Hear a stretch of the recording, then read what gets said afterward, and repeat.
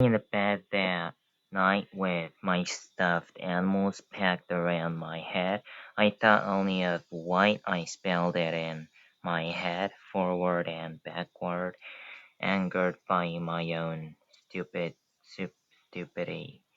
The embarrassment felt like a weight like something I never shake off, even though I knew my parents wouldn't care whether I'd read their every card correctly. I just wanted to achieve, or maybe I didn't want to be dismissed as unable to achieve. I was sure my teacher had now pegged me as someone who couldn't read or worse didn't try. I obsessed over the dime-sized gold foil stars that Mrs. Bruce had given to Teddy and Chica that they to wear on their chests as an emblem of their accomplishment, or maybe a sign that they were marked for greatness when the rest of us weren't. To the two of them after all, had read every last color card without a hitch. The next morning in class I asked for a do-over when Mrs. Bruce said no, cheerily adding that we kinder, kindergarteners had other things to get to. I demanded, pity the kids who had to watch me face the color cards a second time, going slower now, pausing to breathe after I'd pronounced each word, refuzzing to let my nervousness short-circuit my brain, and it worked through black, orange, purple, and especially white. I was practically shouting the word white before I'd even seen the letters on the card. I like to imagine now that Mrs. Bruce was impressed with this like little black girl who'd found the courage to stand up for herself. I didn't know whether Teddy and Shaika had even noticed I was quick to claim my trophy through, though heading home that afternoon with my head up and one of these gold foil stars stuck on my shirt. At home I lived in a world of high drama and intrigue, intrigue, intrigue, creating an ever-evolving sim apparel with my dolls. There were births, feuds, and betrayals. There was hope, hatred, and sometimes love. Sometimes love.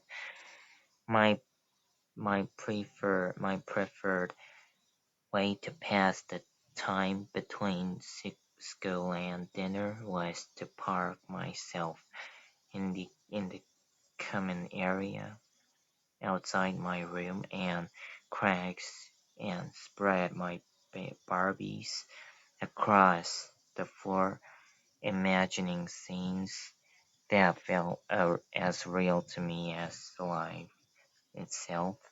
Something inserting Craig's G.I. Joe action figures into the plot lines. I kept my dolls' outfits in a child-sized vinyl suitcase covered in a floral print. I assigned every Barbie and every G.I. Joe a personality. I also used the word alphabet blocks.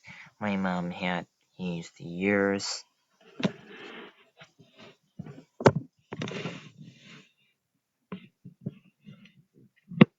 earlier to teach us our letters. They too were given names and in our lives.